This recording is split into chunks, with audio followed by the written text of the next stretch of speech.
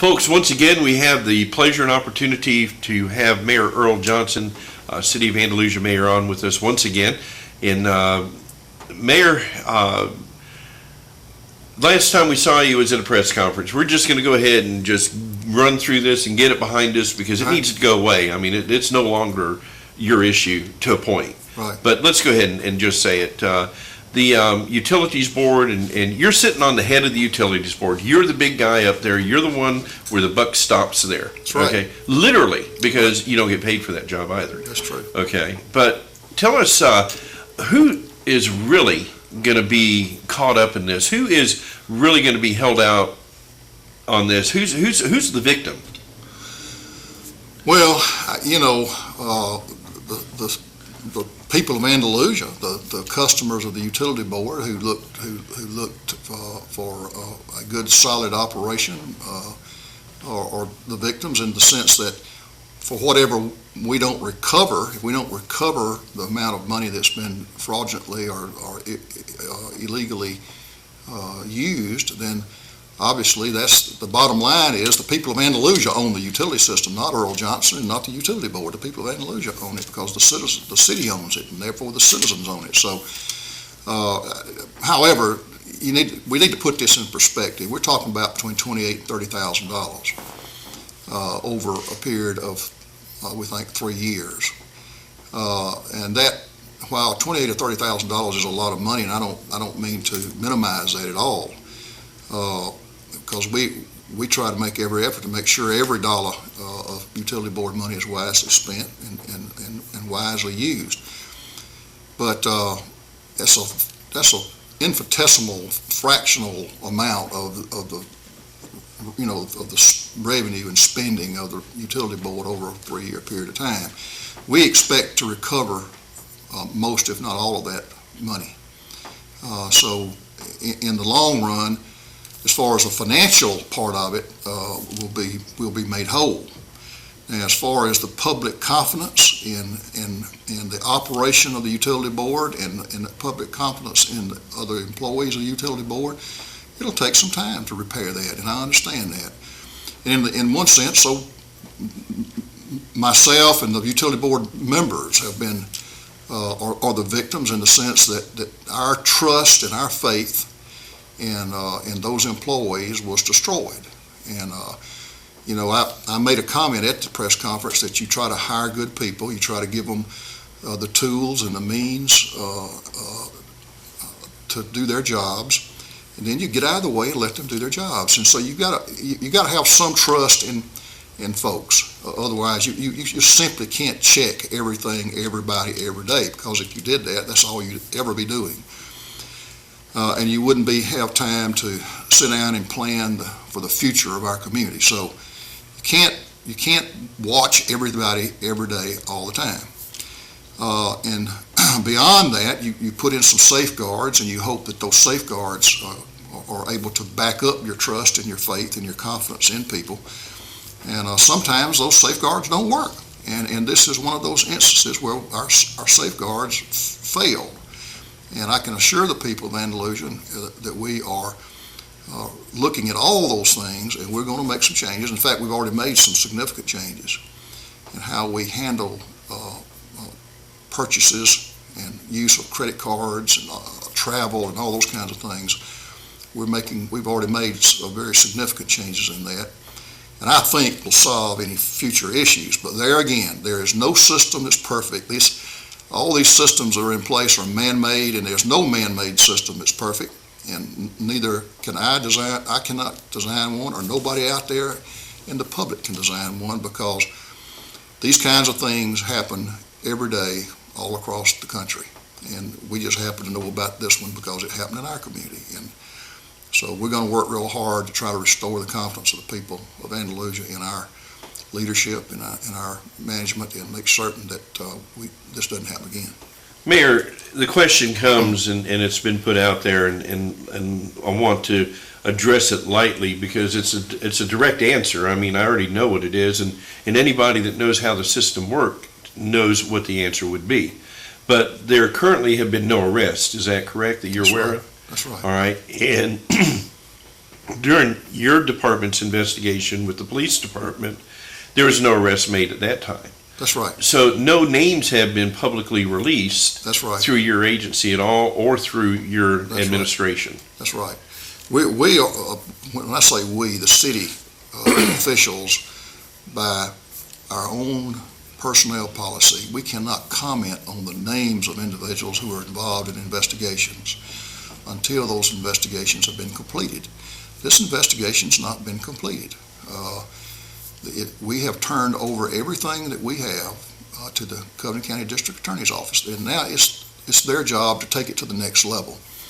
And at some point, it will come to a conclusion, but that is now under the control of our very able and capable district attorney in his office, and we feel certain that within the next several months, we will see a conclusion to this, and the rest of the story can be told, so to speak. And the rest of the story primarily is the people's names. I think most everybody pretty much can figure out who those people were or are, Right. But it'll be made public once the investigation is complete and once the district attorney is ready to make an announcement about that. But it's inappropriate for business sense as well as for liability sense for any names to have been released without any formal charges being made. That's Is that right, correct? exactly. And there are two ways to handle these things. One, I suppose our police officers could have gone in and sworn out warrants for those folks and had them arrested. But I think after consulting with other prosecutorial folks, folks in the business that handle this sort of stuff, said, no, let's take this evidence and present it to a grand jury and let the grand jury take action on it one way or the other. And then it'll come out at that point. And that's the proper way. And I concur with that analysis and that conclusion. And we have pledged our support to Walt Merrill and his staff to complete whatever additional investigation they want to make. I don't really think there's a lot of call for us, but that's up to them, so we will work with them, and we hope that this thing will be brought to a conclusion in the not too distant future. The reason for a lot of this is that it is an agency or department that is actually run by you. Yes. As the mayor of this town, you are over the board of utility board, and you actually hired the individuals, or they came in under your. Well, two of them were hired by me at different times, not at the same time, but all of them were reappointed, Right. by me at the beginning of an administration. So even though two of the folks involved were not reappointed at the beginning of this current administration, because I just hadn't reappointed any of the department heads and assistant department heads to this point. And it didn't have anything to do with the investigation. We just hadn't done it, So, again, I want to make certain that there's no one out there who says, well, this was all controlled and manipulated by the mayor and so forth and so on. Not true. And that's why I'm going with the direction I'm headed with on this, is that you were the department head, the mayor as well.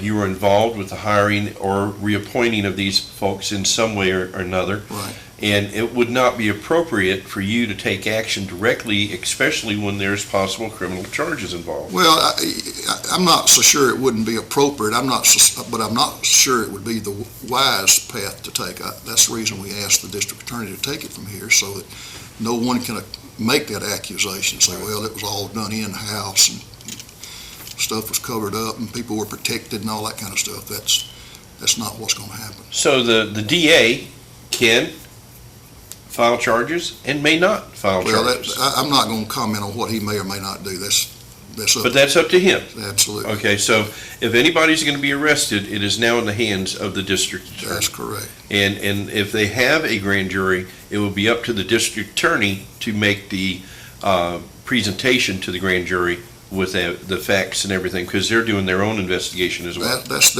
his job. That's correct. And that's usually what happens in these cases. Not a lot of people don't understand it. Somebody gets indicted sometime You read about so-and-so being indicted, and they don't realize that before that indictment occurred, there might have been 2 or 3 investigatory agencies involved in it, but it all boiled down to being presented to the grand jury at some point. Mayor, we're going to leave that behind because that's the last time I'll ask you about it. Okay. Because I feel that the answers are there, and now the next person to respond to it will be the district attorney in their office.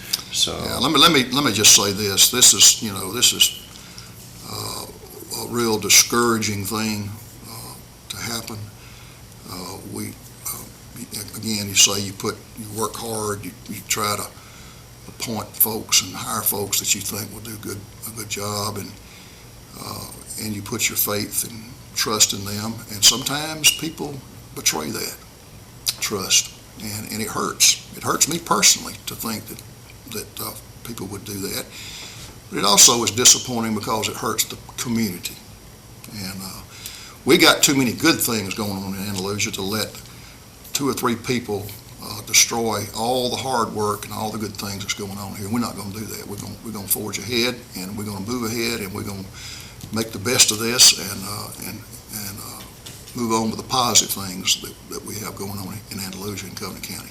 Mayor, we're going to talk about those positive things here. We're going to have to take a quick commercial break, of course, as usual. And once again, we want to thank you for allowing us in your office to do this interview. When we come back, July 1st is come and gone. The 1.5% tax increase has taken place. We're going to talk about that a little bit too when you come back, if you don't mind. Sure. Thank you for being here, Mayor. God bless. And we'll be right back with more Mayor Earl Johnson, City of Andalusia, right after this. Folks, welcome back once again. Here visiting with Mayor Earl Johnson and City of Andalusia in his office. Mayor, July 1st, big tax increase that was mentioned. I'm being facetious, but one that hasn't happened in this city in a number of years in that manner, and it was spread out for road improvement and for the school system. And there was a lot of naysayers out there and saying, oh, it's going to hurt business, it's going to keep people from doing anything. We personally have interviewed many local businesses since July 1st, and if anything, if you look at Zaxby's, you look at the restaurants, you look at the other places, I don't see where this has been a negative for our community. Well, it's a negative in the sense that somebody wants to make it a negative. Again, that our sales tax at 9.5% total, again, 4% of that goes to the state of Alabama, 2% of that goes to Covenant County Commission. Only 3.5% comes to the city of Andalusia, and of that, half of that 0.5% goes to the schools. So only 3 cents is coming to the city of Andalusia to be used. But I talked to one of the owners yesterday of Zaxby's. You brought them up, and that's another great development. Absolutely. These folks have spent close to $2 million in our community and gave a big facelift to one of our major intersections in town, plus another opportunity for folks to dine out and to get some business from folks coming through here on the road, traveling back and forth to wherever. And they set a what they thought was a very ambitious goal for their first 2 weeks of operation. And they exceeded that goal by 25%. Wow. Now that's pretty impressive. So they're real excited about their location in Andalusia. We had a very good meeting yesterday with Scott Brown, one of the brothers, co-owners of the business. I think they'll do very, very well there. And everybody's excited about any time a new business comes to town, and so they get especially restaurants, and they get a lot of demand right up front. So we know that double-decker line wrapped around their business is not going to last forever, but we feel certain that they will do well, and I think feel certain that they'll do well. So that's an exciting, positive note for Andalusia, and it's a message that we take and use to try to induce and recruit other businesses into our city. So we're excited about Zaxby's. We're excited about the other new restaurants in town and how well they're doing. Tropical Smoothie has done tremendously well. I think the first week they were open, they exceeded the sales of any other tropical smoothie in the world. That's Wow. pretty amazing. So we're excited about the prospects of Andalusia. We're tired of talking about the negative stuff about, oh, this is going to kill us and all. We don't think it will. It hasn't done it anywhere else in Alabama that we've been to and studied. We studied this quite thoroughly before we even considered implementing it. So it's not something we just came up off with a hip shot off of. We worked hard on it to make sure that we were doing the right thing.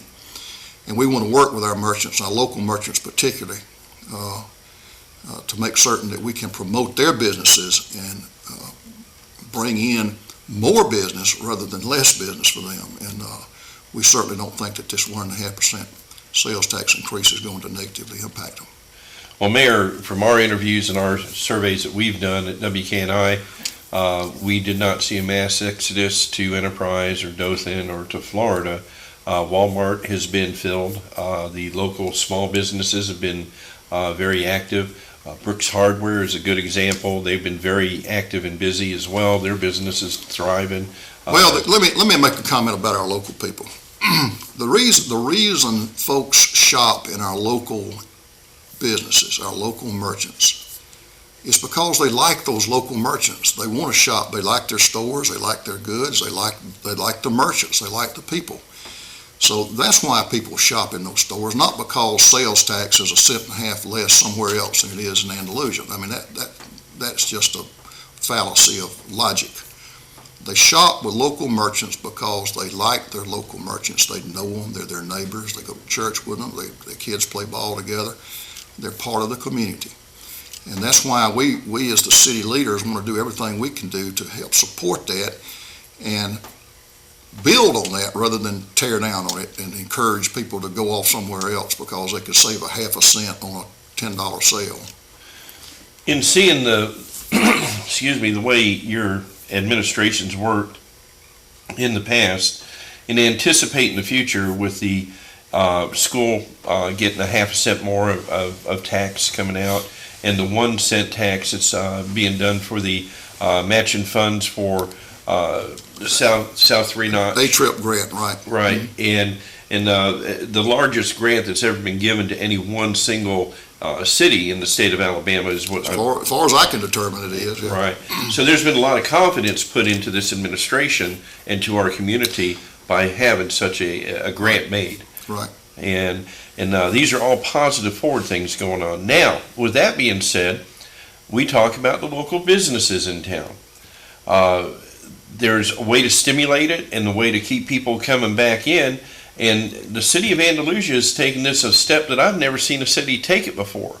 And I'm talking about a program, right. Okay, that I became aware of this week called Andy Bucks. Right. And I'm excited about it and reading about it and hearing about it. Can you tell us what this is about? Sure. If you remember the discussion that we had with our local merchants when we were talking about this $0.015 sales tax increase, we pledged that the city would do everything we could to try to promote the local businesses and try to bring in, not just keep what they got, but bring in additional customers from the surrounding areas. In other words, get a bigger share of the market that we work in. So I came up with the idea of a little program where we called it Andy Bucks, and we have a leprechaun that's sort of the symbol of it. And the idea is that we need about 20 merchants that or thereabouts to participate in this program. Each merchant will put $50 a month into a pot, and that will make up $1,000 every month. We will promote, the city of Andalusia is going to promote this so that they won't have, and administer it, the merchants won't have any costs connected. Their only cost will be the $50 a month. So for every person that comes in then and buys any merchandise from one of these participating merchants in the amount of $10 or more, that customer will get a ticket, a numbered ticket for every multiple of $10 of goods that he buys. So, for example, if he buys $10 worth of goods, he'll get one numbered ticket. If he buys $30 worth of goods, he'll get three numbered tickets. At the end of the month, all those tickets will be put into a barrel, and we'll have try to make a big deal out of it, and have a drawing, and we draw out that winning number. The person who has that ticket wins $1,000 gift card, if you want to call it that, that can only be spent with those participating merchants. So for $50 a month, a merchant stands the chance to have a customer come in and perhaps come back and spend the entire $1,000 with that merchant. Or it can be spent equally across the board with the 20 merchants. So there's no limitation on how they can spend it, except that they'll be given $100 increments to spend, and basically they'll go and spend a $100 increment in a store or some portion of it, and they work out the balance with the store owner, with the merchant. So again, we're still hammering on the details on all of that, but we hope to get this thing kicked off in the next 30 or 60 days. And again, I think this is something that will get people's attention. We're going to advertise it on television. We're going to advertise it in papers. We're going to advertise it on signage. We're going to get the word out. And I think the idea of somebody, let's say, for example, up in, let's say, Brantley, Alabama, needs a new sport coat. And I say, you know what, if I go down and buy that thing from Mike Ward at Ward Company in Andalusia, I have a shot at winning a $1,000 gift certificate that I can then spend in any of the participating merchants within the next few days or so. So I think it's something to get people's attention, and we're gonna give it a shot and see how it goes. And so right now we're getting our merchants together. We're getting our participating merchants together. We need about 20 to make this really worthwhile and work. And hope to be able to announce a kickoff on this within the very near future. It sounds really exciting, and what it does, again, it brings back to Andalusia shopping locally, and this is something that WKNI coincidentally has been working on as well, going out and interviewing people and putting Right. stuff together. Because Well, it's not only shop locally, but it's saying to folks out away from Andalusia, shop in Andalusia. Not Right. If you're in Troy, come shop in Andalusia. You got a chance to win a $1,000 credit gift card. So. And it can only be spent with those 20 businesses. That's it. That's right. Okay. It can only be spent with those 20 businesses, but there'll be a wide variety of merchants in those 20 businesses. So it won't be, you can't. Well, how many $1,000s can I spend with one business? It's not like that. It'll be 20 businesses. That'll be broad scoped. You'll have hardware stores. You'll have clothing stores. You'll have all kinds of merchants involved in this. Yogurt, smoothies, Well, hamburgers, all of them. all kind of stuff. Yeah, all of them. All right. Well, Mayor, there's a whole lot more I'd like to talk to you about, but, time permitting. Let me say also, I understand the Andalusia Chamber of Commerce is putting together a promotional program as well to shop locally, and we appreciate that. But this is something that's a little different, got a little nuance to it. It's going to take some administration, and the city's going to take care of all that. There'll be no cost associated to the merchants whatsoever with that. Well, that's wonderful, Mayor. And again, we appreciate what you're doing. We appreciate what the city has been doing over the past several years and moving forward. Lots of visionary work happening here in this community. This is another piece of it with the Andy Bucks. Well, there's still some things out there on the horizon. I know people get tired of hearing me talk about things that are right on the horizon I can't yet announce, but, Zaxby's was one of those things right on the horizon just a few months ago. Now it's a reality. We've got some other things even bigger than that on the horizon. And I don't want to throw rumors out, but, we're still looking for theaters, and we're still looking for, Publix, and we're still looking for all sorts of things going on out there. Well, there are all kinds of things, all kind of possibilities. Again, I don't want to make any kind of announcements about anything. I'm just throwing it out there. That's not a done deal, Right. but we're working hard to make those things happen. Well, and we've got an administration that we're proud of at WKNI that can handle it and will handle it. Thanks. So we thank you, sir. And folks, once again, we're here with Mayor Earl Johnson, City of Andalusia. Folks, this Andy Bucks is huge. Get in on it. Businesses out there that are thinking about it, it's the best $50 you'll spend because you'll get a lot of advertisement out of it as well. Right. So get on out there and prepare for it. Who do they contact? Contact me or contact Kimberly Jacobs here at the mayor's office. 222-3312 or 13? Or 13, either one. Okay, either one. All right. Well, Mayor, again, thanks again. Yes, sir. God bless you, and we're looking forward to seeing you in our new studio very soon. Thank you. God bless.